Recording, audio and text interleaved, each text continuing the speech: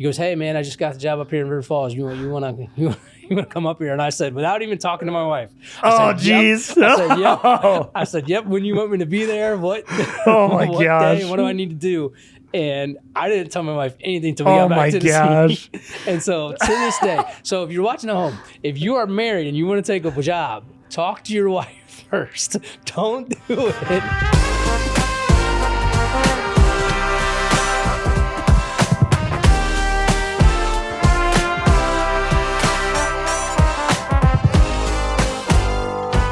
On today's episode of the Left Hash Call, we strike first and strike hard and show no mercy. This individual has helped lead the Falcons to consistent success in 2 Isthmus Bowl titles. He has coordinated both offense and defense, and now obviously coordinates a defense that nobody wants to play against.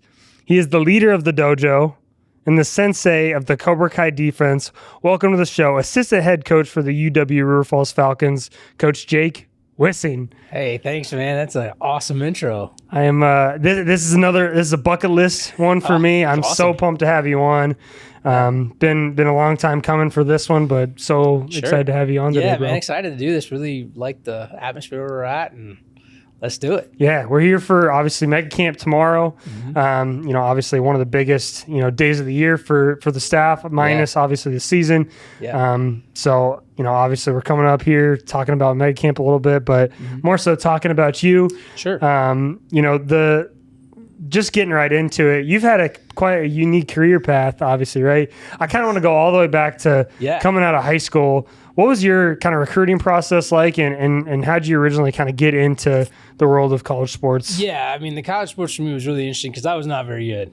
And just being honest with you, like I went to a high school in Northeast Indiana and Bishop DeWanger High School in Fort Wayne. Normally a very, very good football team, and they're winning state titles, and they're still doing great things there. Our senior year when I went, we were kind of the letdown. We went 4-6, and I popped my left shoulder in the middle of training camp. And of course, like a true 16, 17-year-old person, I'm like, I'm not doing any physical therapy, and I'm not going to be able to, I'm not taking any time away from football. I'm just going to power through it. And so to this day, I still have left shoulder problems because I'm like, I probably should have. It was up for 2.5 hours. Oh my gosh. Jeez. Yeah, the trainer's like, hey, he had muscle spasms. Like my mom's like, you need to go to the hospital. Oh my gosh. And so my senior year did not go very well. And so it was kind of interesting. We were I have a twin brother. For those of you who don't know, looks just like me. He coaches in Northern Indiana.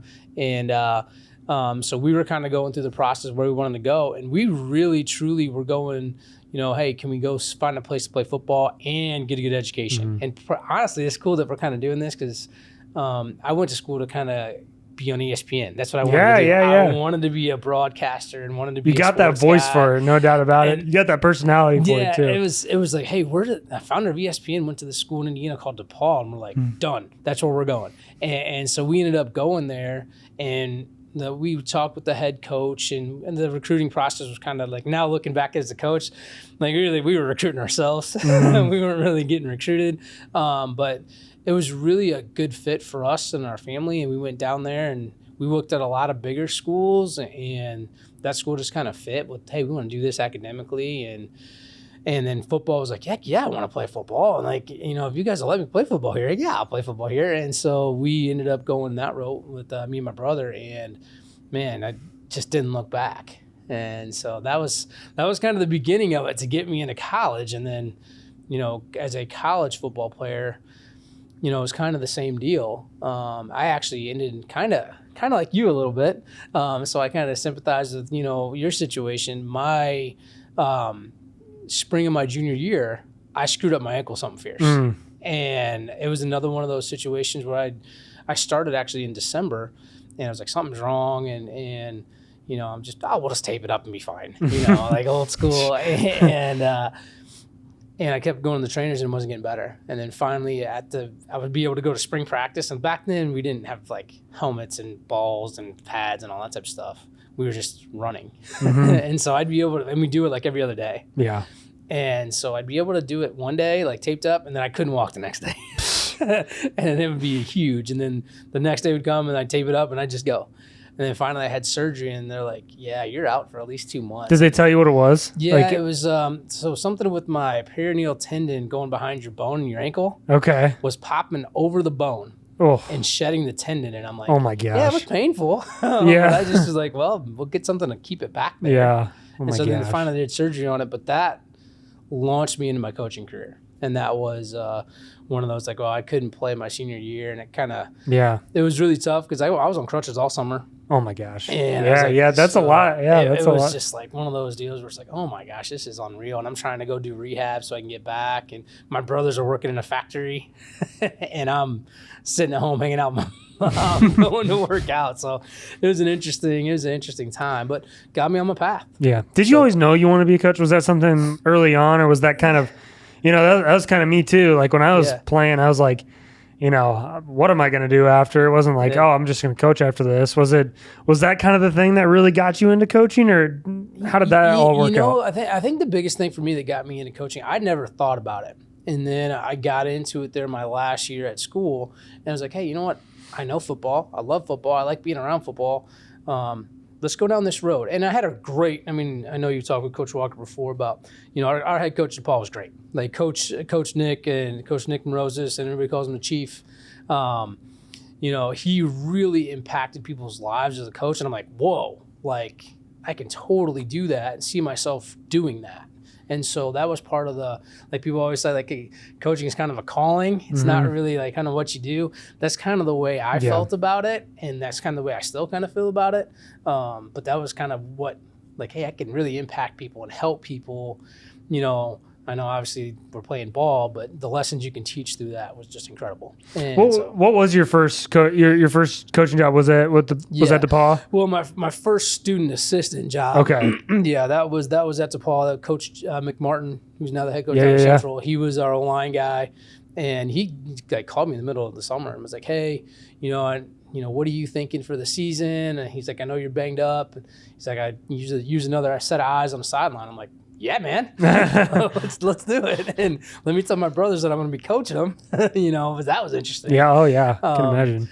But yeah, then that was my first kind of taste of it. And that's really like where I got to sit down in some meetings with Coach Walker. What was your first impression of Coach Walker? It was awesome because like he was just out of school when I was going to school. Yeah. And so one of my first things that I remember way back at Coach Walker, and he probably doesn't even remember this because he was like the young receivers coach at the time. Right. So they'd be doing like, special teams drills, and Coach Walker just be kind of messing around. He'd come over with the offensive line, he goes, and we'd be doing pass protection. And he'd be doing the impersonation of him doing pass protection. He's like, he's one of those guys.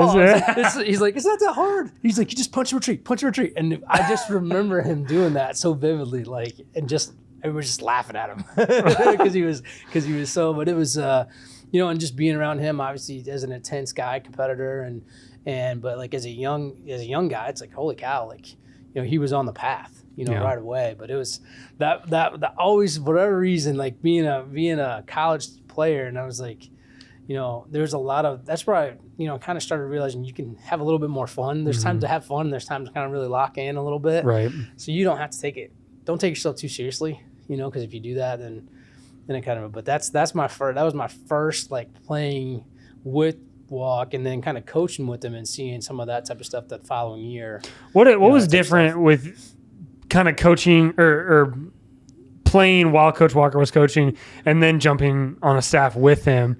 My experience was sort of seamless because as a quarter, like being with him, I was already, I was kind of used to what it was. Yeah. I didn't realize how like goofy he really was until I was coaching under him. And so did you kind of have a similar experience? I think that's fair to say. I think, when I was just a student, I was still in the student world because I wasn't like, grad student or anything like that. I was still going back to, where I lived with the guys as much. I think where I really got to know Coach Walker a little bit better is when I came back and worked with him at DePaul. That was my, like, hey, like we're going to the house, we're hanging out, like we're, doing some of that type of stuff. But when I became a coach, it was kind of like, all right, I'm going to sit in the back of the room here and I'm just going to soak this thing off. And if somebody asks me a question, then maybe I'll say something. Mm-hmm. I wasn't like jumping in like, hey, we really need to run power here. I wasn't doing that. It was kind of just like, all right, you guys just tell me. and watching film on Sundays and looking at some different things. And obviously I was an O-line guy and Walk was with the skill guys. Right. So I didn't spend a ton of time with them when I was a student coach, but got to sit in some of those awesome meetings with Coach Nick, and he's trying to watch the NFL game and run it back. And it's like, no, we're not playing them. And like, hey, what'd they just run? It's like, I still do that though to this day. Yeah. Now you can, but like, hey, when you're watching the Colts game, like, hey, what was that? And you're trying to figure out what that. So that does the wife ever get like, can we just watch the football game, please? Oh, like, man, can we just she'll tell you, watching football games with me at home is just it's not an enjoyable experience. When you're watching a game, when something like that happens, is it like, offensively, defensively, both special teams? Like, is it kind of all over the place? It's all over the place. It's really both now, because I kind of look at it through both lenses. But I'm like, ooh, how'd that guy get wide open? What happened? And then I can kind of start dissecting it. There's part of me that wishes I could turn that part off and just watch it. So like, even you watch, like, I like watching Alabama play and have for a while, and then you start dissecting what they're doing, and then you just dissect they're playing Ohio State. Oh, that's really awesome. We should steal that, Right. And so you start looking at it like. So I wish I could turn that off now from a football standpoint, but it's just hard to do. Yeah, it's hard to do. I feel I feel that same thing now. Like, after watching, breaking down film, cutting up film, watching, it's just like, oh, counter, got it.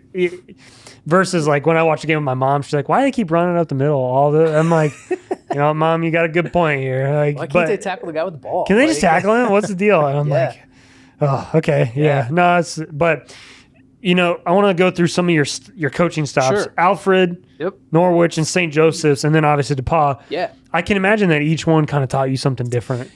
Yeah, and different people, different cultures, different things for me. Going out to New York at Alfred University was, for those of you who don't know where Alfred is, it's in New York, like upstate New York, like one stoplight town. It was really awesome for me to kind of get out and see a little bit, and I was on my own now. Like, there was I had no family, I had no, it was just me, and so. And I got to coach running backs, and I'm there, and I'm like trying to coach. I'm like, I'm gonna coach running backs. I'm a freaking O-line guy, and so I'm coaching running backs, and they had a running back, Jesse Rayner, who was like their all everything, and made back in the day made Sports Center for all the highlights he was doing, and that was like in 2003. And so that was before it was a big thing where, D3 football got a lot of coverage. Right. But he was their starting tailback. And then I had another couple guys on that team that really taught me a lot about how to be a coach and how to, and you've gone through it as a young guy. Like, you're a young guy. You're going into a place that they don't know you. Right. And now you're coaching those guys. And it's like, okay, how do we get this to work? And how do you actually get the young guys to, give you the credibility and, earn that with people. Yeah. Especially a lot of time, most of the time when you're a young coach, some of them are probably just as old as you are. And you're definitely were. It's like, hey, you need to do this. And they're like, oh, well, you couldn't do it. Like, yeah. All right. Yeah. And now I'm an O-line guy talking to running backs about how I'm like, okay, we're going to be really good at pass pro. So we're going to be really good at pass pro, and I'm going to tell you what the offensive line guys are doing so you know where to hit the holes. And you have guys, obviously a running back, there's a special feel for some of those guys. And we had one kid, Chaz Bruce, who I loved working with him. He was really fast. And so we'd just toss it out to him, and he'd be like, pshoo. and so he taught me a lot about how to really work with people, and coaching is about creating relationships with everybody you coach. It doesn't matter if it's the top guy or the bottom guy, everywhere in there, it's okay, how do you get the best out of those guys? Well, you don't get the best out of them unless you really understand who they are, where they're coming from, what they're looking at. And that's really important for me. That taught me a lot there. At Alfred, and I was there for a couple of years. We had some good success there, and the head coach, Coach Murray, who's still head coach. He's not at Alfred anymore, but he's still head coach out in New York. This is a great story. This one's a good story. All right. So as a young guy, you're always and Coach Murray was our defense coordinator, head coach, linebackers guy, and we would give the offense as usual, like they normally do. We do it here, but I don't really care as much. You'd give the script to the defensive guys. And be like, hey, here's what we're doing. We'd give them the script. We'd say, here, so they know what what formations we're getting into. Here, Coach Madison, we're just like, hey, you getting in trips today? Sure, yeah, whatever. Yeah. Just give them whatever you want. We'll figure it out. You're still going fast? All right, good. Yeah, exactly. Okay, we got to be ready for a million plays, sure. And they're going to be all over the place. Why not? But it was really interesting watching him, because I went into his office with him, here's our script. You're just going to blitz into that power every time. You're always going to be right. And he goes, you really want to know know how I script? I go, what? And he goes, he took the script down, put his hand over the offense side. He's like, I do not care. And just wrote down the defensive calls. I'm like, what'd you do that for? And he's like, well, it doesn't matter to me. Like, I can't control what you guys are doing. I have to have a good sound call. And I'm like, wow, if I didn't, like, as a defensive coach now, I'm like, wow. Like, that's some good knowledge. And I was like, okay, so everything has to go with no matter what you're seeing. Right. And, like, if I only knew that from a defensive standpoint back then, I'm like, makes sense. I'm like, you're still going to blitz into it, and like, just out of luck. And we do that here too. I'm like, it's awesome having an offensive line coach. So I'm like, sorry, bro, we're twisting right into it. Bro, I'm like, it's coming. I'm like, I didn't even mean to do it, but we twisted right into it. And so it's coming. But yeah, so that was Alfred really taught me a lot about, you know, and it put me out on my own, and it was my first gig. And, you know, you do all the stuff that a GA does, and you're cutting film, and back in those days, and I know I'm getting the old guy here, but like back in those days, you had to do film exchange. Yeah, that's wild to me. I was a film guy at Simpson, and like, I don't think I realized how good I had it with that, because it's like, oh yeah, hey, Wartburg College, need your film. All right, cool. Yeah. But it's like, you had to like drive. I mean, this young guy right here talking, it's like you had to drive to halfway to. Is that how that works? You're spending. So like, I'd spend time after the games. Like, you'd get the whole tower of VHS tapes, and we actually started intercutting them because we had a little mini tape and a VHS tape. One was wide and one was tight. And so you could push a button and record tight, record wide. So you'd make all the tapes, and then you'd figure out where you were going to go get the tapes from somebody else. And so every weekend it was the same thing. And so some of those trips was like, I remember one of them, it was somebody up north. I think it might have been when I was in Norwich doing a film exchange. We were dang near in Canada. Oh my gosh. It was like the halfway point. It was like, hey, Canadian border's like 4 miles that way. I'm like, what are we doing? Oh my gosh. But it's awesome to see that, like, kind of part of it, you know, from coaching. Like, y'all don't do that anymore, but now there's way more breakdown data and technical. Like, when I was breaking down film back in the day, it was pencil. What was that like? Yeah, what was, like, legitimate? I mean, like me, I get tired of it just hitting my freaking cover three. Okay, but like back in the day, it's like you were like pulling out a pencil and pieces of paper, and you were drawing stuff up, and you were doing all that stuff, and like, okay, and then you would like almost tally it. Like, here's how many times they're in this front, so this look, and you would do that. It took a while, and you were in there, but it taught you a lot of ball and what you were looking for and stuff like that. But yeah, a lot of it was old school, like, you know, pencil and paper and some of that. But you're also running a VHS tape with a cowboy, you know, and you're just kind of like, okay.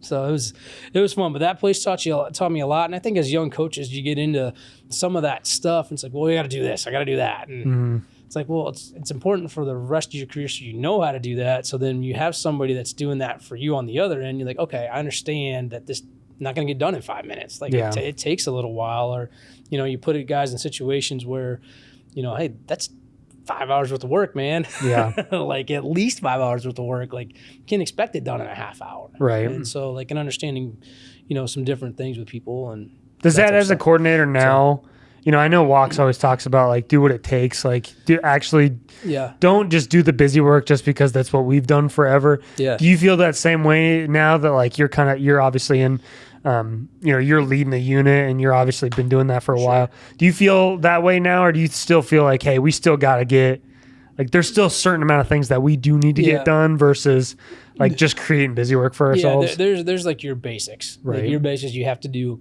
every week, no matter what. You gotta get some things on paper. You gotta get your, you know, your adjustments, your two deeps, all that fun stuff. You gotta have all that stuff done. But there does come a time at some point where it's too much, and you're just like, okay, you're a zombie, and you're sitting there like this, and you're watching it, and it just continues to be the same thing over and over again. And so I think that's part where you gotta have. I think the hardest thing for me coming over to the defensive side, honestly, has been, I don't know, trust is not the right word, but having the confidence in yourself, like, hey, you guys got it. We got it. We're doing what we need to do. We're doing exactly what we need to do, you know, because you start the whole process and you're like, are we doing everything right? Should we be doing something different? And you start questioning everything. And that happened a little bit too when we came up here as offensive guys. We were just like, we would work till like 2 or 3 in the morning, and because we weren't winning.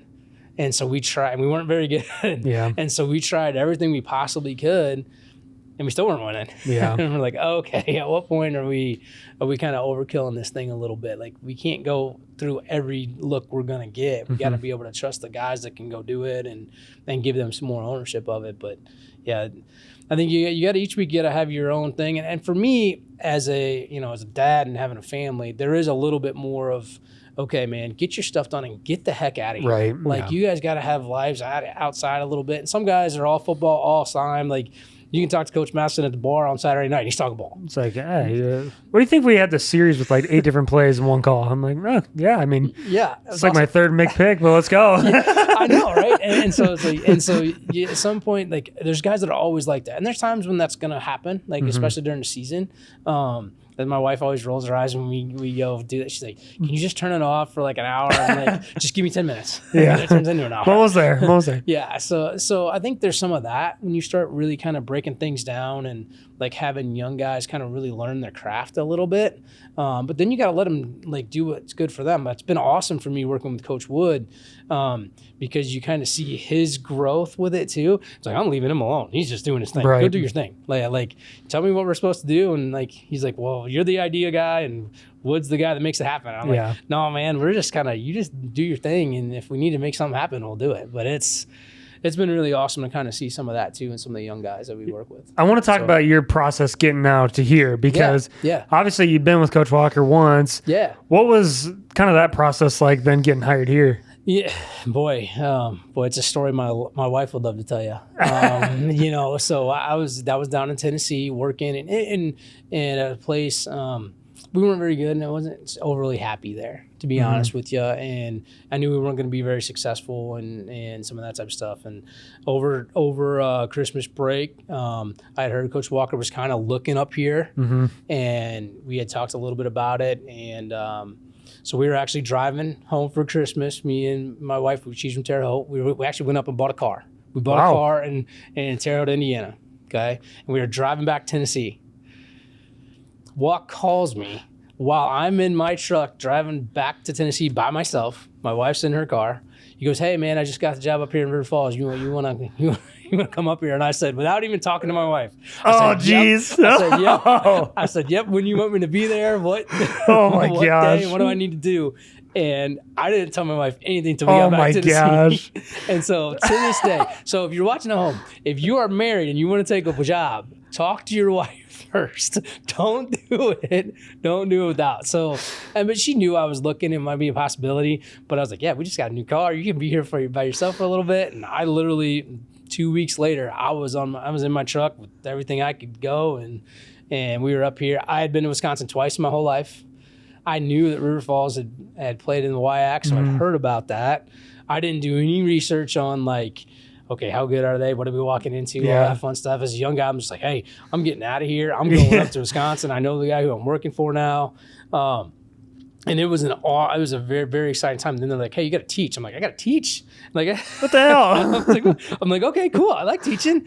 And so I had to figure that out within the first couple of weeks. And it's been awesome ever since. There's obviously been some ups and downs and bumps, but getting up here, I would have talked to my wife first. What was when you finally told her? What was her reaction? She was like, "What? Excuse me? We talked about the possibility, but we never said we were actually going to do it." And I'm like, "Well, I just want to go," and so we're going. And so it was interesting because she had a full-time job. Like, she was the sports information director at the school. So like, she was there for the next 6 months. Like, she finished out until May. Okay. Well, I came up here and me and Coach Walker were bachelor padding it. I mean, it's some of the stuff, and where I just moved in April. We had lived in the same place where me and Walk started. Really? That was the same place? Yeah. Oh and so we had 2 TV trays and a TV and 2 recliners and 2 beds upstairs. And so we literally would come to the office and I'll never forget Kelsey and Jana coming up, and we true bachelor pad now. Oh boy. we had the 2 chairs. We had our TV on a TV tray, and then we had our trash bag like nailed to the wall. Oh my gosh, dude. And so we were just like, hey, we're here for, to sleep and we'd watch film and stuff on the TV, but like we weren't making meals at home. Oh my gosh. We were just working and trying to survive and, all that fun stuff. But it was, that part was really, really kind of don't know, like, hey, we're doing this and we're going to do it the right way. And we're going to try and, really kind of put our mark on this place. I didn't think that we'd still be here, 15 years later, and so, but it's been a pretty good process as we went through, but I would have done it again. I probably would have, like I said, the only thing different I would have done, I would have talked to my wife That first. probably would have been important. That would have been important. That would have probably saved a lot. But, and then when she got up here, she flew up in like February and got stuck in Chicago, and there was like 3 foot of snow. It was one of the snowiest winters. She's like, "What did you do?" I'm like, "I don't know." I was like, "It's cold up here." Oh my God. That kind of reminds me a little bit of, I don't know if I've ever told you this story, but when I came up for my visit, like there wasn't a lot for, I was transferring. I didn't really know what, schools I was looking at, whatever. But when I came to River Falls, I was like, going there, like immediately, like that's where my head was at. Yeah. And I remember we went back to our hotel. We were actually staying in Stillwater. Yeah. And I had a commitment graphic ready that I made, and I posted it. Didn't talk to my parents. Didn't talk to anybody. Like, I was just like, and then my mom texts me, like, we have separate hotel rooms. She's like, "What the hell?" She sends me the graphic. Like, what did you like? She's like, "What the hell?" And I was like, I didn't want you to like try to talk me out of it. I was just like, I'm going to this school. I fell in love with the place instantly. But yeah, that's awesome. Is do you think is there any difference between like DePaul, Coach Walker, and River Falls Coach Walker? Like, has he always been kind of the same guy? Has he changed a little? He's always been the same guy. I mean, the one thing that you're obviously here a little bit different with, being here for a longer period of time and that type of stuff. And kind of, you got to get out of your comfort zone a little bit. Cause like, you go to school at a place and then you coach at a place and you're there like for a long time, and you kind of get a good or bad, get a better feeling for like what that place is. And then you come to a new place and it's like, okay, hold on, I got to figure out what I can do. Like, how things operate up here and, what people are like willing to, help you with and stuff like that. But yeah, he's definitely the same guy. I mean, there's no change. I mean, other than the kids and the family, and everybody's growing up, and it's like, holy cow! Like, I know Sullivan has a t-ball game tonight. I'm like, what in the hell? That just happened. I mean, it's unreal. And, you're walking in and like, hey, she's in college. Like, I remember sitting in your living room in, Greencastle, Indiana, and we're hanging out, and you were just like toddling around, and you're in college. Like, Kaylee, what the? You're driving? What the heck is going on? So it's been an interesting. That part of it for us has really kind of been like, hey, yep, you're growing up as a coach and you're doing your thing, but it's also like you also got to manage and balance kind of that part of it too, and that part's been fun as well. How would you describe your relationship with Coach Walker? You guys have obviously been together through a lot here. You know what I mean? Boy, that's a tough question. I don't know. I mean, he's almost like a brother, or uncle, or whatever you want to call it. Like I think of them like the emergency contact of my house is the freaking Walker family. It's like, and we both kind of, when we came up here, that's all we had. Like we had them, they had us, and that was it. And so, obviously, once you get kids involved in things like that, like, dealing with other families and all that, but like, yeah, man, something goes south or something, I need like that's kind of the relationship I have with him. And he's always been there, like even when I was a young coach growing up, and then when I come back, like he's always been able to kind of have that kind of relationship with us. And so I think that's probably the best way to describe it. And, it's always been good too, like, from a football standpoint. I think it's been interesting the last, 3, 4, 5 years here for me, where it's like, hey man, I'm going on the other side of the office. I'm shutting the door. You guys do whatever you want. I'm going over here. Right. That type of stuff. So that's even changed it a little bit more. But like, man, it's been awesome. I can't say enough good things about that, and kind of having a relationship and working with somebody or for somebody that you can actually like, hey, I don't mind going to office. Yeah. It's not the end of the world. Like, can't say that everywhere, man. No. And so you get into some of those places where it's like, no, that's not, I don't want it to be that way. I want to, I want to be able to like enjoy going to work. Right. So that's kind of what he does a really good job making that happen here, I think. You have a really unique journey here specifically. Yeah. Coach Miles would call it uncommon, right? Sure. I just threw that one in there. Yeah, but, nice. Obviously you started on the offensive side of the ball. Yeah. And had a lot of success doing it too. Sure. And then ultimately moved over to defense. Yeah. For those that don't know, what was that process like? Why did that? I mean, what was that? Well, it's kind of one of those things where we were having conversations about what to do offensively. Because then after 19, like it wasn't great. Like we had a pretty good year offensively at 19, but we still winning games. Mm-hmm. And, we're still winning 2 games, and like we underperformed a little bit offensively. We set a bunch of school records and all that fun stuff, and that was one of Joe's first years, and kind of which way we want to take this offense. And honestly, we had a beer at Johnny's, and we're having a conversation, and about then I'm like, I said, look, I said, if Rock and all those guys, like Rocky was our defense coordinator at the time, and he goes, they end up going somewhere else. Like he gets a job and he takes those guys to go somewhere else. I'm like, yo, I'll run the defense. I said, just let me go over there and shut the door and let me figure it out. And I'll go run the defense. And I remember like we had a beer and I'm like, yeah, man, Joe could be the offensive guy. I'll go run the defense and we'll let it ride. And so it was that's kind of how it went down. It was kind of like, well, we need to, make you into more of like an associate head coach, because obviously my end goal at some point here is to be a head coach somewhere, right? And then be able to kind of run the show at some point.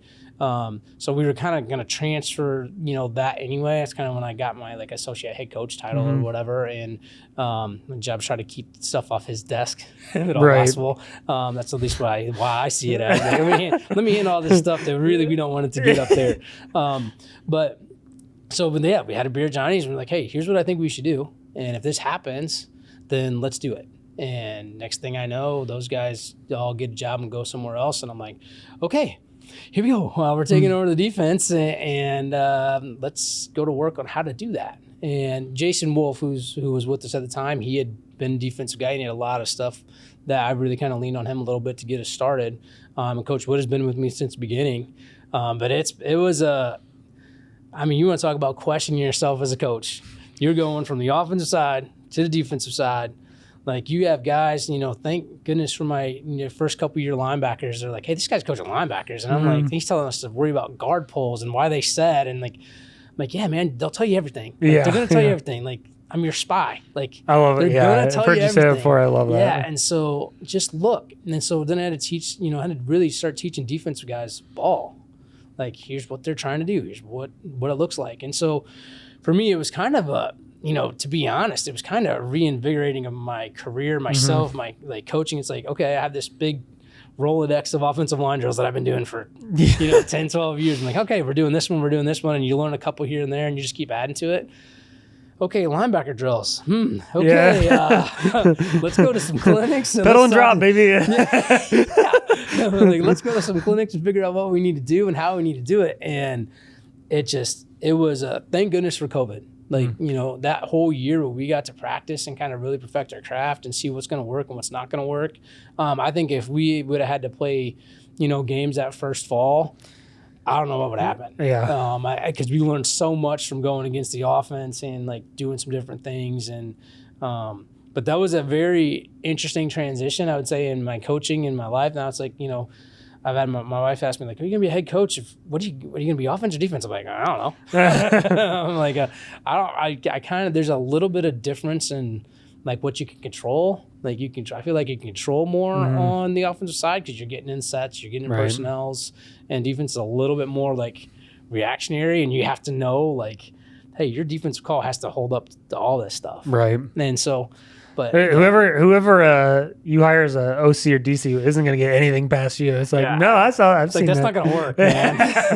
like that's not. I mean, it looks cool on the board, but it ain't going to work. Yeah. So it'd be interesting to kind of see how that goes at some point someday. But I don't know. It was a very I don't know. I had to turn the clock back a little bit for me when I was going to defensive side, and I had to start learning a bunch of stuff. And still to this day, like I'm still learning. Yeah. And so I'm like, oh, well, it works for us, but then maybe that's not how we should be doing it, or hey, maybe it is how we should be doing it. So I've had some great conversations with some other coaches, like Coach Sipple. I talked to him a lot because I think he's got great defense over there, and I've talked to him a lot, like, hey, how do you guys do that? What do you do? Like, just stuff like that. We're like, I don't know. And then talk with a couple of defensive guys to really get that going. And then this is a good one. I don't know if you're a Bears fan, but I always get the, like, best defense ever, 85 Bears. Yeah, and so I looked a lot of things more up. of a 75 Steelers guy. Sure. Hey, just see ball, get ball, and smack people, right? But I literally like saw this like documentary on the 85 Bears and Buddy Ryan and how they called their defense and Mike Singletary and all those guys. I'm like, that worked out for them. So let's see what we can do. And so it makes sense because, you have to run, I can't check everything. Right. And what's been a blessing and a curse in disguise here going against our offense is like, they're coming out so fast. Like, okay, I can't get you a 3x1 check when they're going from 3x1 to 4x1 to this to this. It's like, I can't do that. Like, you're going to have to do that. Yeah. And you have to give ownership and have your players run it. And so you got to teach them and you got to, really trust them, but you got to do that. And yeah, so that's one of the things that shocked me early was how you gave so much freedom to, particularly obviously Aaron, because he's been that dude for a long time. Yep. I couldn't believe how he's calling the whole show. Obviously, you're giving him, that's what a week of prep is for. But I mean, is that just kind of who you are as a coach, being able to give those guys the freedom? And obviously, Aaron was a 4-year starter for you. So is that, I mean, it builds up over time for sure. And I think, you start with a little bit and you end up with a lot. I think, one of my favorite guys that ever played for me is, Cade Schmidt. He was an awesome linebacker for us. But his first couple of years, those linebackers, they kind of mess with the front and you get one call, buddy. Yeah. And then by the time he's a junior and senior, then you give him some more freedom to kind of, hey, here's what I saw, coach. Okay, cool. That works for me, that type of stuff. And so you kind of give them enough. But I think if you're invested in it, and how many guys these days nowadays, okay, I'm going home and I'm playing video games. We're running this, we're running that, we're doing all this stuff.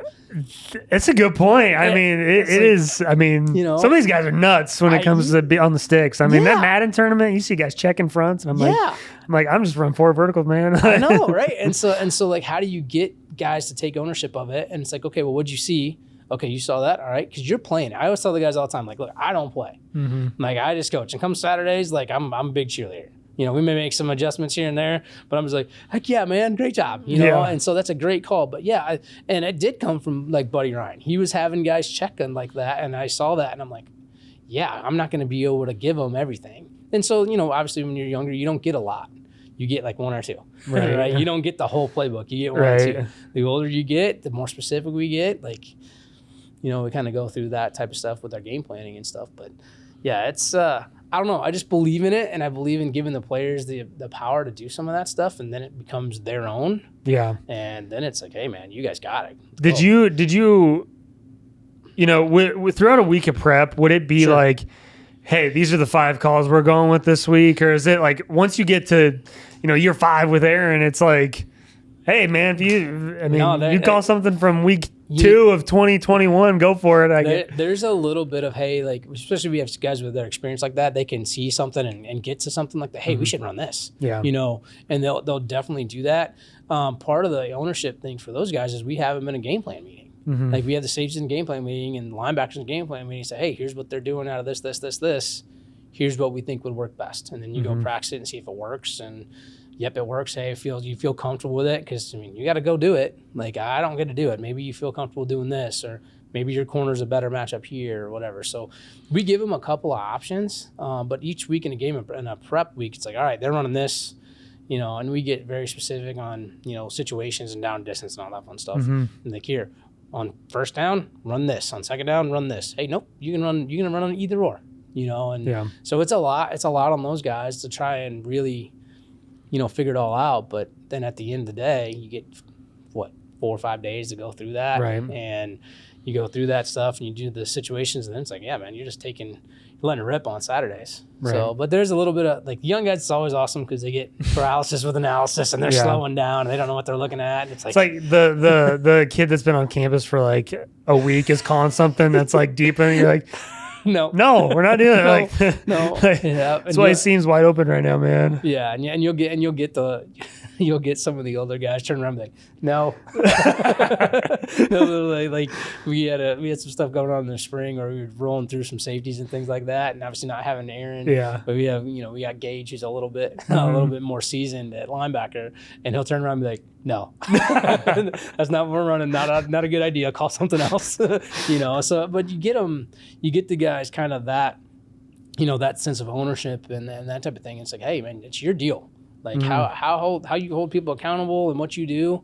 Like as coaches, you kind of set the standard and tell them about it, but then the players have to set, like, keep people accountable to it. Like as coaches, we shouldn't have to do that. On a good culture team, you let the players handle that stuff, and it's been working. So what did it mean to you to finally get over that hump in 21? Man, number one is my first year doing defense, so that was a hard one. I think one of the things any coach that goes through, kind of what we had to go through, where you're just scratching and clawing and trying to get to 500, and all that fun stuff, to breakthrough like that. And the way we did it, like to go 9-2, I don't think anybody else, like we thought, hey, we'd be all right, but I never thought we'd probably go 9-2. Like we always put up the schedule, like, I think we can do that one. Maybe if the breaks go wide, we'll get this one. And so, but it kind of was like, okay, we actually are good coaches. We actually know what we're doing. Like it's actually working, and we've actually kind of figured out what we need to do. Not that you question everything, but you sit there and you go 2-8 and freaking 3-7 and 1-9. It's like, okay, are we ever gonna get there? And is it really players? Mm-hmm. Is it you coaching? Are you not doing what you need to do in recruiting? You question all of it. And that was kind of the one thing where it's like, hey, you know what? We were pretty good at this once upon a time.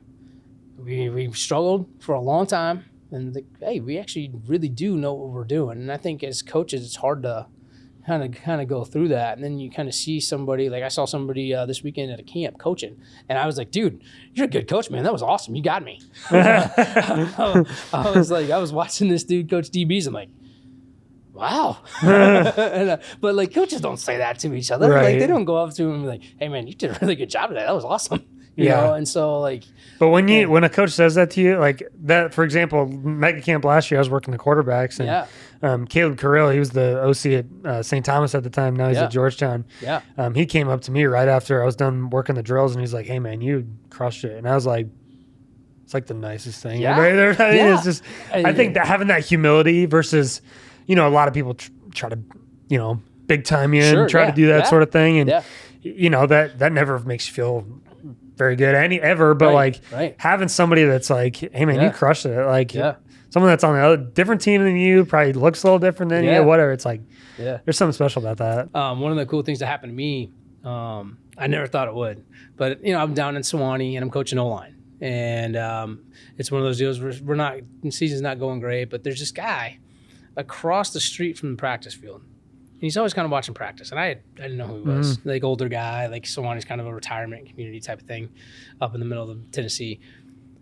And so I just go about my business and I'm just coaching ball. And I'm like, I'm a young guy, pretty intense for like down there. And like, it was a little bit different. I was like, here comes this dude from Indiana who's, pretty intense. We're going after it. Like, and I'm like, you know how I am, a little more intense.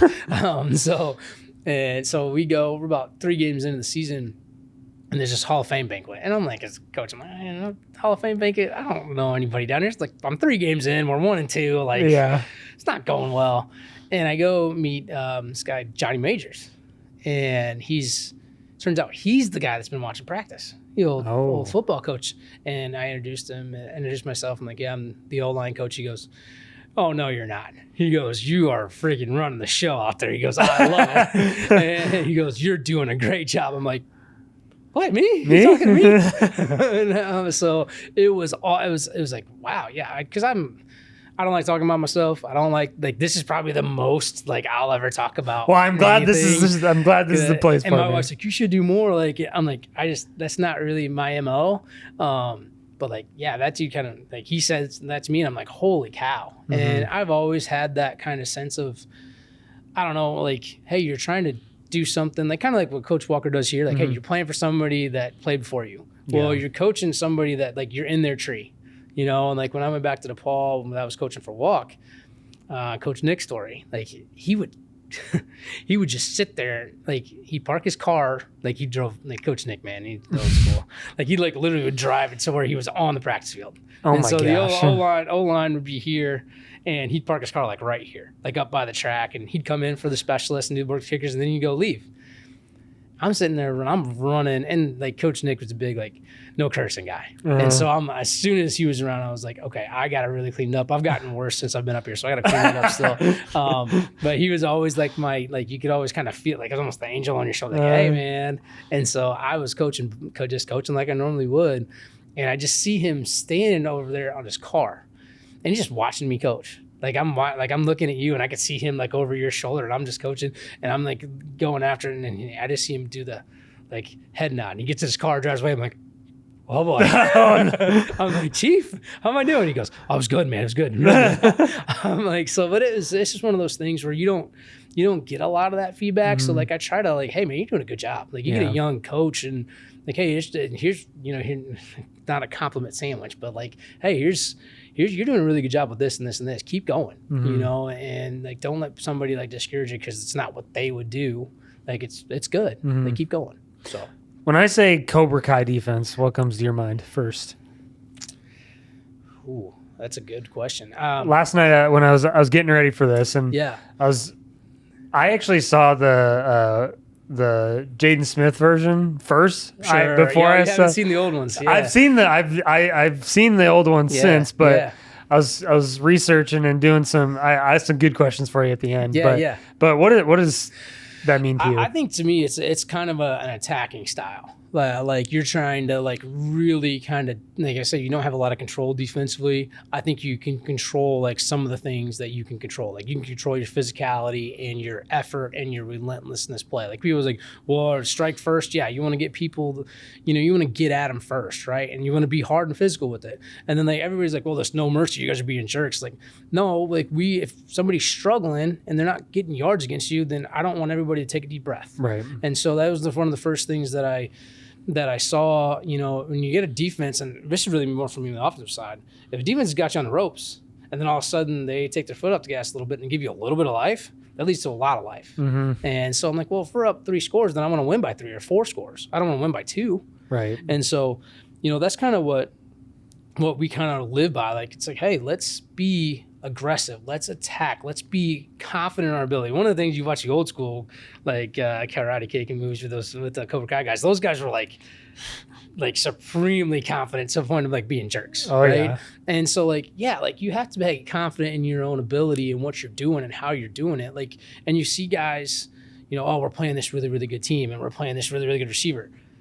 Like, man, you're good. You're good. Yeah. Like, you can take care of that. Like, don't worry about it. And so that's where, you get into struggles. And then when you have young guys that aren't necessarily established yet, that's the hardest part. Like, Are you confident in your own ability and what are your coaches teaching you? Can you do that at that time? But, relentless, getting after people, and just being confident in what we're doing from a Cobra Kai standpoint, like, that's just who we are and wanting to be, and I wanted to be tough and physical to play against. Like, I want people to turn on the film and be like, oh God, they're just going to keep coming.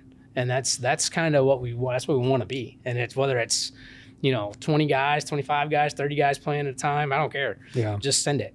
And so that's what we do. My introduction to the Cobra Kai defense was really the first time Coach Walker told the quarterbacks, hey, you're live today.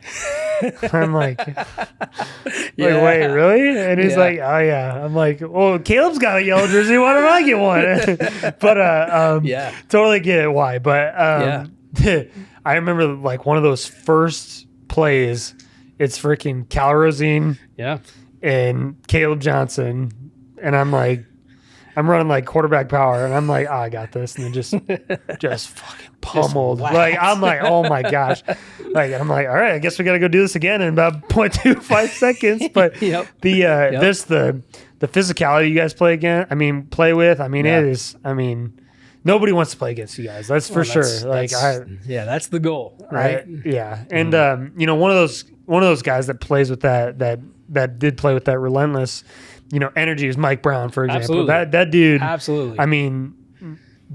such a competitor. So, I mean, obviously now he's with you guys on staff now and helping out. He's doing great, man. What do you think kind of set him aside? Because obviously wasn't the biggest guy, wasn't the fastest guy, wasn't the strongest guy, but like just had a motor like none other. But what was it about him? He's an ultimate competitor. Didn't want anybody to catch a ball on him. Like, and then, at some point you get to the growing up phase. And so, like, everybody comes in a certain way, right? And what really kind of motivates you. And Michael was very, very motivated to, like, basically prove everybody wrong. Mm-hmm. You have people that tell him, hey, you'll never play in college or you'll never play here. And it's like, oh, we're playing that team week 4. I'm gonna have four picks against them, and I'm gonna come after them, and here we go. And so I think that is a level of like, okay, and then it's like, okay, I got my supreme competitive juices flowing. Okay, what can I do? How do I get better? And then how do I refine my craft after it? And so, but I think that was the biggest thing that made him go. Like, it was just, hey, I am really going to try to prove everybody wrong. And then as he got older and like more mature, it was like, okay, here we go. Like, he's really refining his craft and really getting good at it. And so, I can't say enough good things about him. I mean, to watch him grow up, and obviously, as a younger guy, for everybody, you're always going to be on the edge. And I want my corners to be on the edge. Like, I want them to be like confident and talk a little bit and freaking have a little swag to them. They should, like, because they're going to be the first ones that get freaking pointed at when they score a touchdown, right? And so, like, you're making, like, we did the whole freaking DV thing and, like, and it was like, okay, it's a little much, but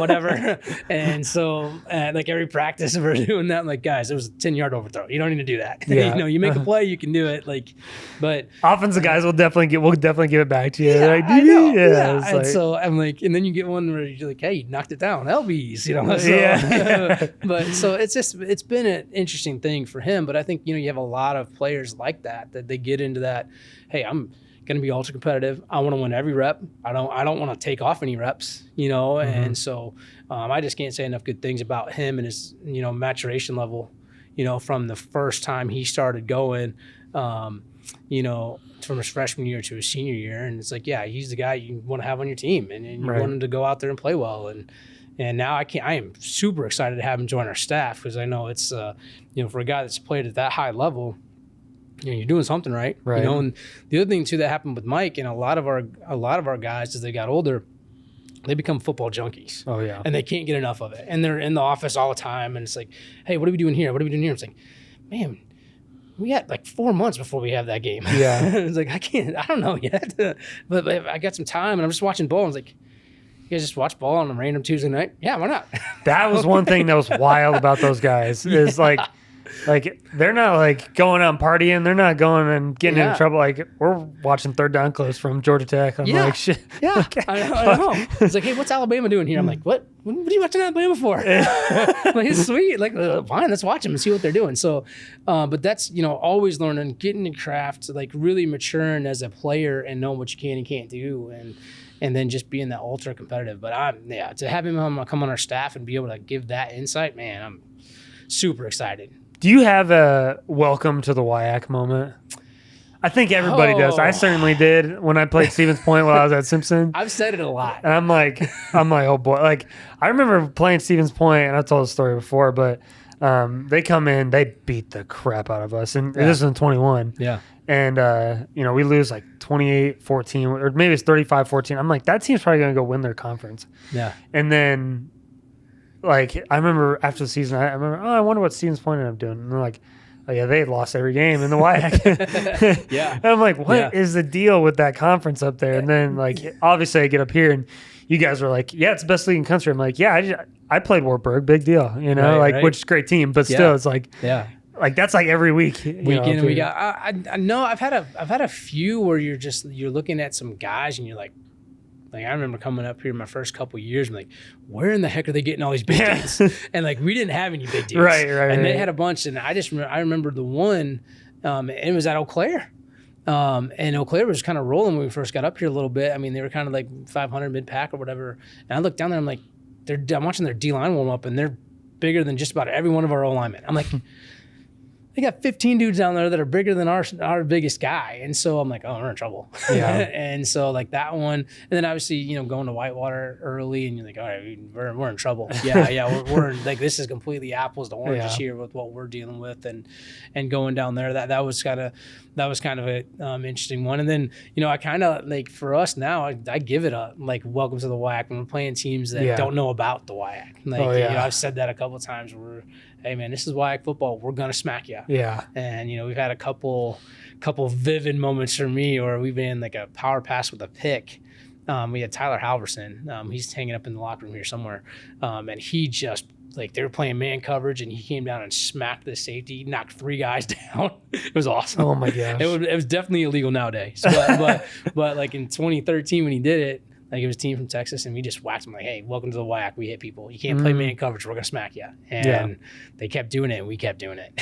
And Halverson was like 220 playing outside receiver, just whacking my people. Gosh. And it was an awesome thing. And probably my first one that I really enjoyed, our first game here, we played St. Thomas here. Okay. Oh, geez. It's a good first one. So it was really interesting because I'm like, you don't know how it's going to go. I'm calling plays. Right. And we're like, all right, what do we got and what can we do and who we playing? And we're playing St. Thomas. It's pretty good. Right.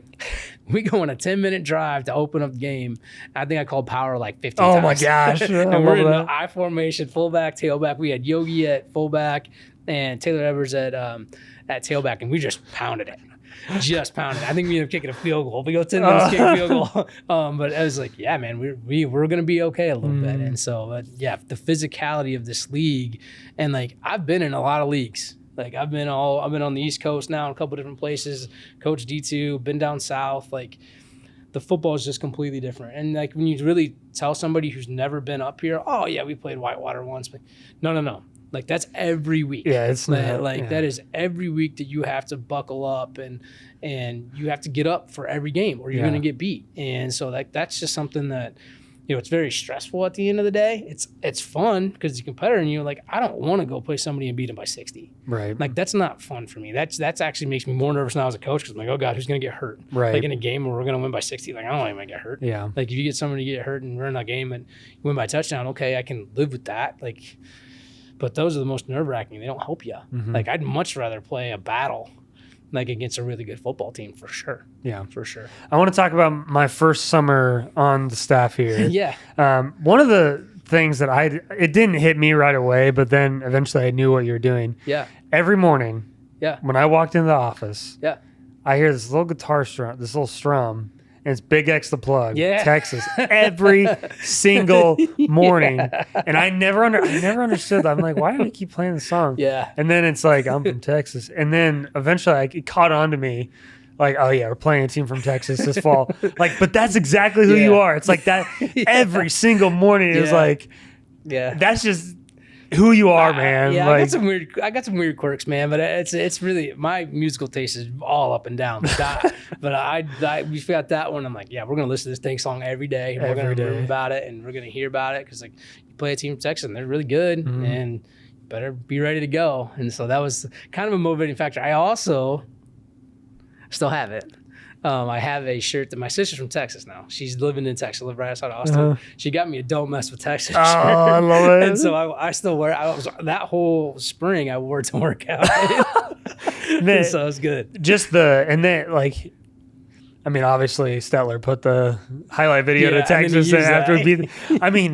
That was one of those deals where I had played Mary Hardin Baylor before. Yeah. Did not go well, but playing them before, like knowing what was kind of coming to town. For sure. And then going through that game and just, beating them how we did. It's like we never had a doubt. Like it was never it's like, I don't know, they're pretty good. It's like they just came off national title run, whatever you want to call it, but that's just kind of who you are. Is like, hey, we're not going to back down. Like we don't care who you are. No matter who it is. Doesn't matter who it is. We'll play anybody anywhere. Like that's just one of those things for us. You got to believe in yourself to do that, and it may not be the easiest game, but you got to let it rip. Yeah, I've had Coach Walker on, Coach Matheson on, PK on. Yeah. Every time that we talk about like what makes them better the most, they always say going against you guys on the defensive side of the ball. How do you kind of flip the script on them? Like, sure, playing against them every day and how they make you better? It's really about like seeing the variety of stuff. Like, and they obviously run a ton of different things. And it's like, well, okay, we're on day 1 install and we're getting empty nub trips. I'm like, okay, that's not really day 1 or day 2 install, but like it makes us better. So like everything we see, from them, whether it be spring, training camp, whatever, gets us prepared. Like I feel like going into the first game, we've seen just about everything, unless you're going to go like A10, whatever that offense is, like we have one center and everybody else eligible. We've seen just about everything from them. And so that allows us to be a little bit more comfortable in what we're seeing. We're like, oh man, it's just, tight end trips. So it's okay. Right. We see that 15 million times and then we get so many reps at it. And it's like, okay, here's how you play it. Or here's, and what we try to do defensively is keep everything sound. Like, hey, we're going to be gap sound. We're going to be assignment sound. Like, I don't care what they get in. Like, you should be able to get gap sound and assignment sound. And so with them going fast, you don't have time to think about it a lot. You got to be able to do it. And so that makes us better a lot in being able to really understand football and how fast it's played here. But then like seeing everything under the sun, it's like, oh yeah, home. No, they're getting an empty. Oh, look out. That's only our 700th rep of empty from the fall. So but that really has helped us, and it helps us really see what our guys can and can't do on defense. Like, hey, you can't put this kid in space. Okay, well, don't put him in space. Well, how do we not do that? And so it allows us to really do that. And hey, and we test just as much. It's really kind of fun going with Coach Madison because he's a ball guy. And he's like, well, we're gonna do this, we're gonna do that, we're gonna check out these cool spacings that these guys do. And I'm like, okay, well, let's see how we would actually defend that just in case somebody does it against us. And so it's good to kind of see that. And then like, hey, we're gonna bring the house and good luck picking it up. Yeah. And we're going to do it from this. I've always loved that banter between, just that those creative juices flying. Like when we go and we'll have lunch on the defense side. It's like, hey, what would you do to, empty, it's whatever the case is. And it's like, oh yeah, we do this, this, and this, but that would be hard on us. And it's like, sure as shit, we're putting it in. It's sure as like spring ball practice 4. It's like, oh, there it is. Like, I'm like, gosh dang it, I told you guys that in confidence. Like you guys keep me running that against me. But no, that's really good. Like I truly think your staff as a collection, like if you can actually work that, because there's a lot of offense defense split and you get pissed off at these guys and it's like, oh here, and there is a little bit of like, okay, I don't want to hit the same guys, run the same stuff. Like, God, how many times can I see empty? But at the same time, it's like, hey, this is hard on us. Run the heck out of it. Or hey, what do you guys need that's hard on you? I'll run it to see what it looks like, And so if you can do that, then as a staff, then I think you really make it. Then it's really about the collective group than about one person. And that's what I think, I've tried to do here. I love my favorite part of practice and being here as an old O-line guy, I love going to one-on-ones. Oh yeah. I love going to one-on-ones and watching the O-line guys and be like, hey, that's a good set. Good job with your hands. And I'll give them a little tidbit. The scout team O-line, they freak out. They're humming by the end of the year, baby. Absolutely. Listen here, buddy. You're scout team O-line guys. I'm going to teach you guys how to do this. I'm like, stop. I will stop the drill for defense. We are fixing your technique right now. This is trash. Yeah. I remember playing scout team in my last practice here before the bull prep. Yeah.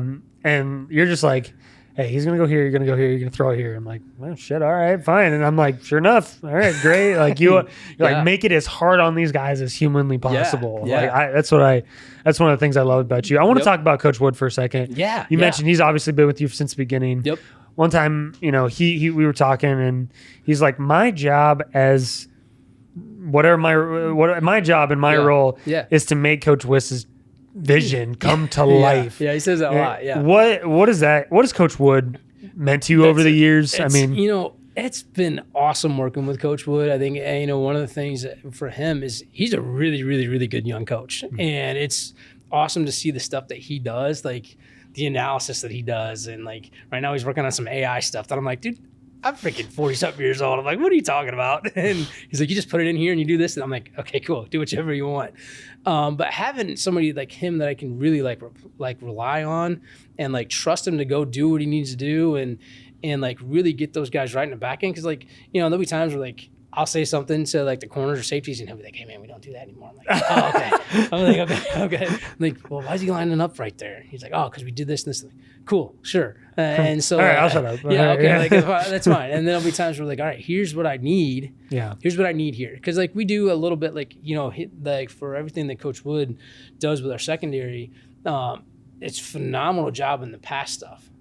And for me, I'm kind of the bridge because I understand some of the pass game stuff probably a little bit more than I should as an O-line guy, because like, hey, well, we need to be here, we need to be there, and like kind of figure it out. But like I'm like, hey man, like it's great for the pass game, but I need that dude in the run fit. So how do I get that guy in the run fit? So then that's kind of where he's like, all right, let me figure it out. And so so we kind of get some of that where it's really, it's really like, hey, a front half, back half. And, we have those conversations and like, like how to do it and that type of stuff. But man, I cannot say enough good things about him. He's made my life a lot easier. He's a really good coach for our guys. And also, I got to give him this. Coach Wood is my young hip coach on the defensive side. So like he's got to keep me in the young hip world. And so like he'll play some songs and stuff like that. And I'm like, who is this guy? And so like, what are they talking about when they're saying this stuff? And it's been really awesome for me. He's taught me probably more than he thinks he's taught me. And it's been really interesting to see, like when we get into the nuts and bolts of like defensive back play, and like we're talking about corners, and like obviously he played corner and was in it, and he starts talking technique. I'm like, hey, do you have any idea that this is really, really close to an offensive line pass protection drill? I was like, it's damn near the same. I go, you're trying to get your hands on guys. You're trying to make sure they don't run around you. You're trying to stay in front of them. He's like, we had it like, oh my God, we're the same coach. Like we've been going through the same stuff for years. I'm like, yeah, like that's exactly what we're like. Hey, we're catching them. I'm like, oh, that kind of looks like this when I was coaching that back. And so it's been awesome to kind of see him too, like grow and develop as a young guy and like really freaking do a great job with those guys. And one of the things too that I think is really awesome about Coach Wood, and I would say our defensive staff really, and really our whole coach staff here as a whole, like the open door policy is a big deal here. And like being able to come in and have conversations and like, for me, kind of having a calling of being a coach and like trying to change young guys' lives, right? Like Wood's done that. Like he's done that. And he's really kind of gone on to that role too, where it's like, hey, like, what are you doing? I'm taking a walk and we're having a live conversation. I'm like, right on, man. Yeah. That's if that's what that dude's needing right now, then you go do that. And that's exactly what I think he's been able to do as a coach. And he's done that for me too. Like there's a lot of conversations we'll have in there, and God bless him. The other thing about Coach Wood that's awesome, he might be the favorite of Eleanor in the office. She comes in the office a lot, and she goes right to Coach Wood. Coach Wood picks her up. He'll sit there, and she'll play on his computer. And I'm like, dude, you don't have to do that. And he does it. And so it's awesome. It's awesome to see how like he interacts with her, and like she just goes right to him. And I'm like, you guys don't have to like. It's Uncle Alex for her. Yeah, kind of. Yeah. And she'll come in and like she'll go. It's really been awesome to see. But that's just kind of how we operate. But I couldn't say enough good things about him. And he played here and came back and is doing his thing. And for what we need from him, he does a great job. Yeah, I'm really excited about it. Shifting gears just a little bit. Yeah. If you, last question on your offensive coordinator days. Yeah. But if offensive coordinator you played against defensive coordinator you. Oh, I'd hate myself. Who do you? How do you see that shaping up? Who do I got playing quarterback? Do I got Blah playing quarterback? Sure. I think it'd be a really hard chess game knowing how things work now, because I always talk about it, and then Coach Wood's a good one with it. I'm like, hey, we're not playing checkers here, man. We're playing chess. Yeah. And so we're playing a 3D, 4D version of chess. And I always say, hey, you got to see fourth dimensionally. It's the thing that I made up, but it's like, what's the next one? Yeah. Like, what are they doing? What are they setting you up for? Like I talk, like, hey, they ran a slant 4 times in a row. What's the next one they're running? They run a slant and go. But if you don't understand that, then you're going to get cooked. You're going to break on this. Oh, it's a 4th slant. Here it comes. And you're going to get cooked. Right. And so like for me, if I had to go against myself, man, it really depends. Like, and people always say it's players, not plays, and players and not coaches. It's really about that. Like if you put like an all-star team that I had on offense and an all-star team that I have on defense, man, it's going to be a battle royale. Yeah. And so, but it's really... You might not have everybody after that game. No, they'd all be hurt. Because they would just be beating the heck out of each other. But I think probably because I'm older and I've seen more stuff, I'd probably give myself the defensive deal. But man, if I could run I-formation power at you, man, you're in trouble. Yes, you're in trouble. I'm gonna line that up, and we got a fullback and a tailback in old school. Might be trouble.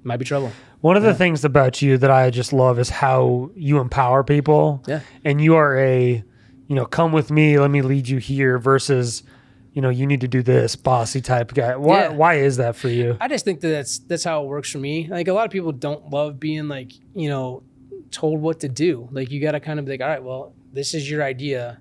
Okay, let's see if it works. Like I have ego's a lot in the coaching profession a lot where people are like, oh, I'm going to do it this way and I don't really care and blah, blah, blah. That's never really sat with me.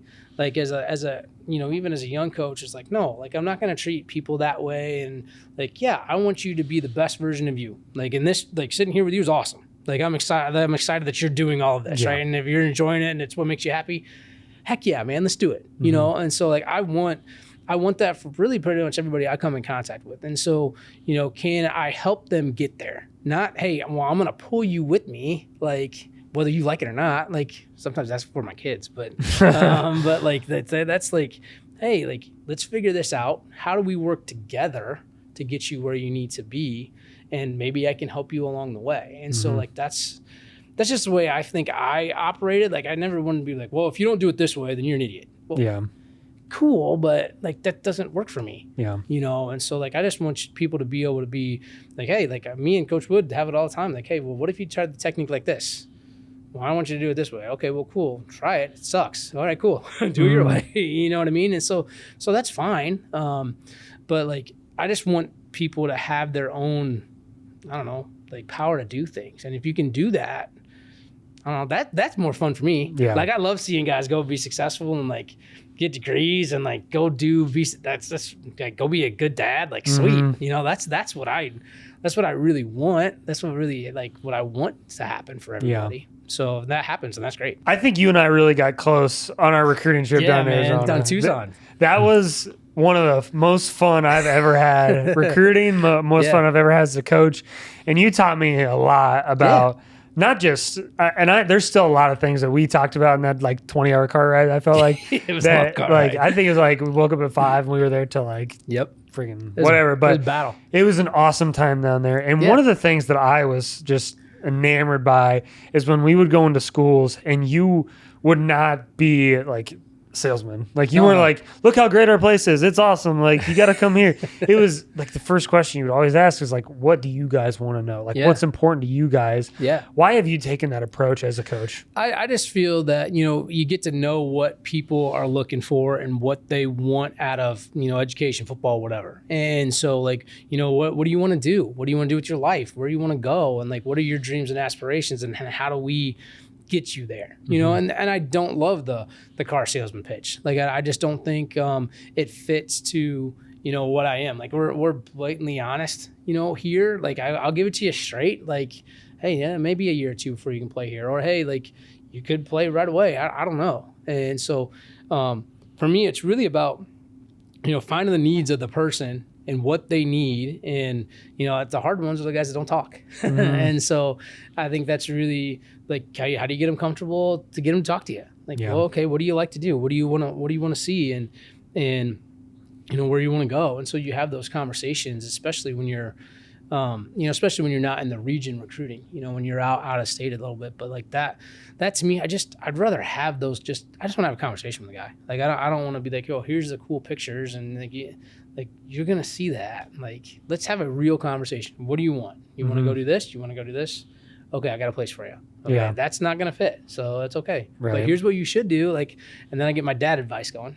Yeah. So I always love the, oh, you guys want to be a business degree? Well, you got to go where the businesses are. Like, you can't like go to the, it's like, you want to be a business degree and go in the middle of nowhere? Well, that's great. I told somebody that this weekend. I was like, listen, man, if you want to go study business, then you can't go where in the middle of like, unless you're going to ag business, I guess. But so that's what I don't know. I'm just trying to give some real life, like, I don't know, real life lessons, data, whatever. Like, hey, here's what can help you. Yeah. So I mean, if there's recruits that I recruited out there watching this, they're like, this dude is exactly like, because I would always go in and I would never be like, look how great our place is. It's just like, what do you guys want to know? All right, you like this? Okay, well, we got this. You like this? Oh, well, we actually have that internship built into our program. Yeah. Like, I mean, you kind of make it easier on yourself too, because as a coach, like, as someone that like went to River Falls and then obviously coached at Simpson, like, very easy for me to answer the questions because I know it. And it's like,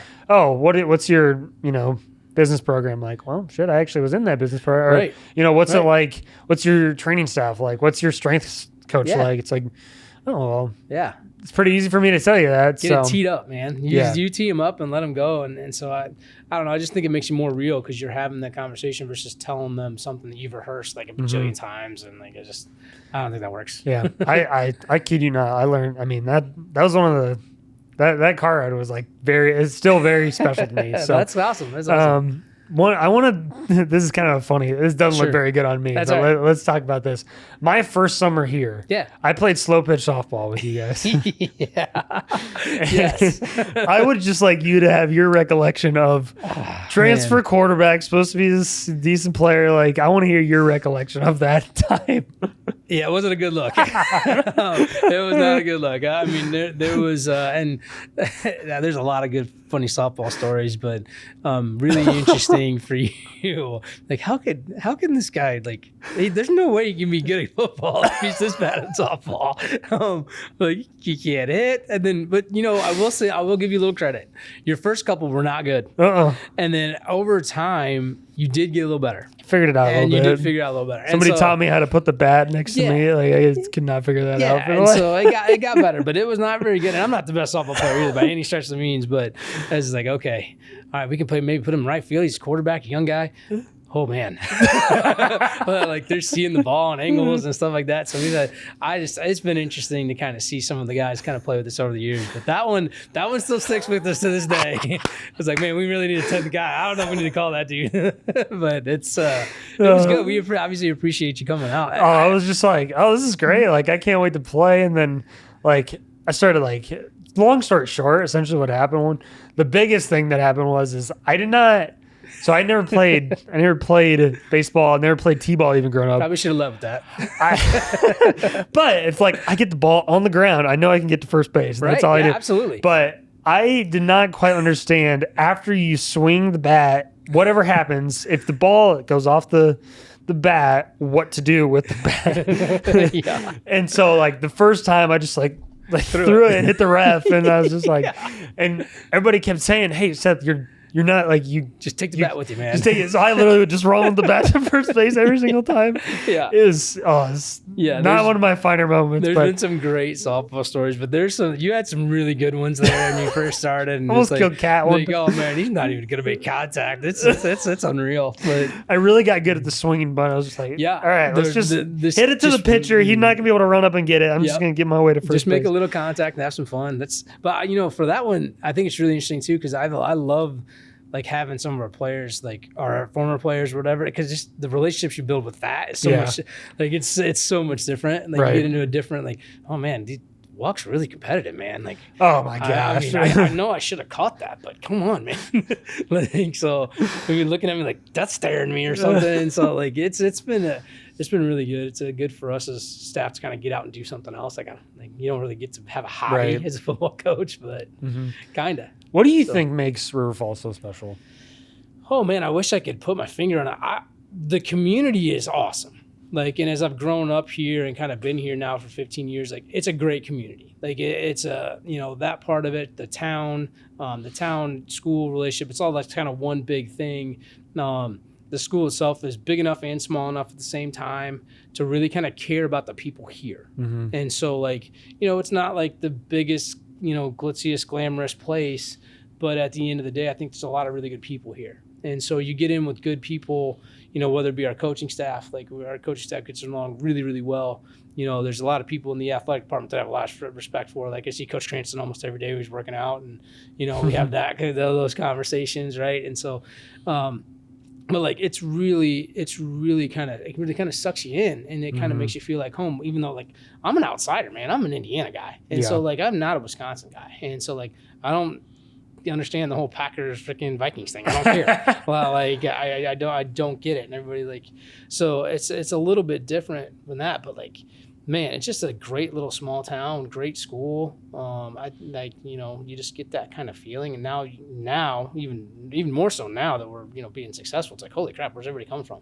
We've been following for years, and now you guys just let's go. So that type of stuff. But I think that's part of it, but I think really the biggest thing is the people, you know, and they kind of suck you in a little bit. Yeah. So I want to talk about, your wife, Kelsey, for a second, because she kind of ends up being like a mom to a lot of guys on the team. And, where did those kind of meals kind of start originally? I just remember that being so cool. I think for us, it's, about, I was a college kid once. Like I didn't understand like what a lot of other college kids go through. Like whether you're like really getting high quality like food, home cooked meals, being away from home, all that fun stuff. Like I went 2.5 hours away from home, and I didn't go home from August till Thanksgiving, right? And so like I feel like having that connection with somebody is really, really good. I think it's really, really good for our players to kind of be around our families as coaches. And so my wife, God bless her, has just like taken it and run with it. And like Coach Nick's wife was kind of like that. She wasn't like super like they weren't eating at her house, but I did when I got older. But like just kind of that like nurturing mom like deal. Like we don't have any sons. I got 3 girls, and so like I get new sons every year. Yeah. And so it's kind of cool to see these guys kind of develop and grow, with my family. But I think, for us, it's something that we could do to make, somebody else's lives a little easier. Like, then we're going to do it. Like, and I know like, hey, well, should we do this? Or, hey, guys like this or whatever. Like, hey, I want people involved. I want people in my house. Like, you didn't get a chance to come. Like, I just moved. Like, the first thing that we did, my wife said that when we moved, she's like, oh, it's going to be so much easier to get guys in here now. I'm like, wow, that's what we're thinking about. And so, we just want to take care of like you guys as best we can as far as whether it's, while you're playing, after playing, whatever. Like I've had guys that, hey, we're having food over. All right, come over. Like, I don't care. Like, I want you to be, a part of the family. And so, that's something that my wife really believes. Like, hey, we're in this thing for the right reasons. Like, I'm not trying to go get paid bajillions of dollars and like be a, a transactional coach where like, hey, you're in and out. Like, I'm here to help you guys, get an education, get you through here and become better people when you get out. And if I've done that at all, then, hey, yeah, sweet. Hopefully win some games along the way. But then that's part of it. And my wife knows it. She knows that's the vision. Yeah. And she knows that, like, there are a lot of guys here at River Falls, like, it's a struggle. It's a struggle to pay for school. It's a struggle to work and a struggle. Like, I rolled by, I said something yesterday to her and I'm like, hey, I got 2 box fans in the garage. There are guys right there that live in that house and they got the windows open. Yeah. I'm like, what like, do they need my box fans? Like, they're sitting in my garage collecting dust. Like, I have a garage sale. They can pay me $5 for them so we don't get in trouble, Right, sure. And so, like, that type of stuff. But, like, can we help them and make their lives a little easier? Yeah. And, if it's, I got to cook some hot dogs up for them. Okay. You know what I mean? Or we cook some cornbread. Like, the cornbread is a big one. Yeah. Guys love it. I don't know. It's awesome. It's wild. But so like, it's so good. She does a great job. My wife, God bless her. She's done a really good job kind of spearheading that whole thing. And she'll be the first one to tell me, like, hey, we haven't fed him a couple weeks. She's just as Cobra Kai as you, man. She is. She got a new shirt yesterday. She's like, the freaking logo's like the whole thing. And she's like, it's the biggest logo I've ever seen. So I think she'll be here tomorrow. Great. And so, but it's enjoyable to have, like, we don't have family members up here. So like our football team, becomes our family. And whatever we can do to help those guys get better and make their lives easier, that's what we're going to do. But I do think it's really important for my crew, my girls, and our guys is like to be around them. Like, I have pictures of Tennyson when she was little and rolling over, and there's football guys all around her. Like, unfortunately, my kids will never be scared of large humans. That's like, for sure. They're around them all the time, you know. And so it's been really good. And so I think that's something that we take a lot of pride in, and kind of, I think it helps build our culture too. Yeah. So last little segment here, call it Quick Hits with Wiss. Okay. All right. Just, you can elaborate on this as much or as little as you want to. Yeah. Okay. First one here. If someone was making a movie about UWRF football, who would play you? John Candy. John Candy. Oh, that's a great one. Oh, that's awesome. I love that. He's one of my favorite actors of all time. Oh, that's great. Okay, this one might be hard, but who is the Johnny Lawrence of the Cobra Kai defense? Oh, man. It's probably, from a leadership standpoint, Aaron. Okay. From a, like, attitude kind of in your face, definitely Michael. Okay, I love it. Definitely Michael. I love it. Yeah. Best football movie. Oh man. The Program. Oh, that's a first timer. Nobody. People say Friday Night Lights or Remember Time. The program is a big ball. Oh my god, it's a good one. It's I don't know if you get the edited version or not edited version, but it's an interesting one. Varsity Blues is a close second. Oh, that's a great one too. Yeah. Oh man, you're a football movie savant. Yep. This is a fun one.